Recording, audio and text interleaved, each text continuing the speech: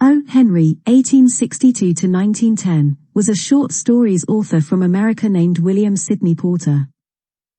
He was born on September 11, 1862, near Greensboro, North Carolina. 49 O. Henry spent his early years in his hometown with the talent of writing and drawing like the other young men in his city. He decided to move to Texas in 1882. The Last Leaf is a short story by O. Henry that tells the story of two young artists, Johnsy and Sue, who live in a boarding house in Greenwich Village, New York City. Johnsy becomes ill with pneumonia and becomes convinced that she will die when the ivy vine outside her window loses its last leaf.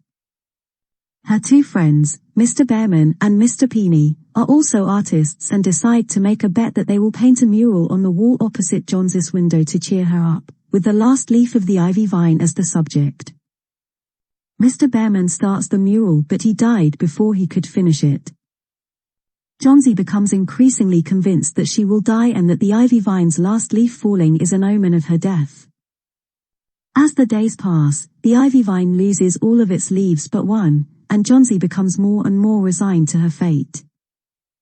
But one day, she wakes up to find that the last leaf is still on the vine, painted on the mural.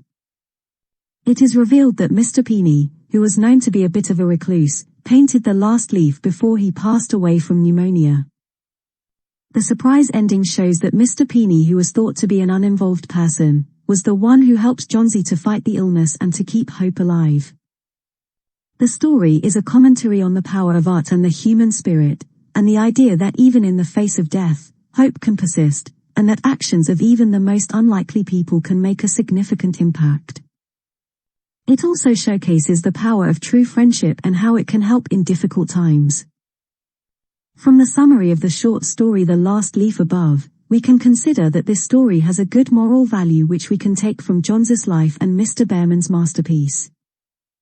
They have the same problem, but the young one does not have any motivation to live while the old one chooses to continue his life with having a dream about making a masterpiece. Finally, Johnsy survives because of Mr. Behrman's masterpiece.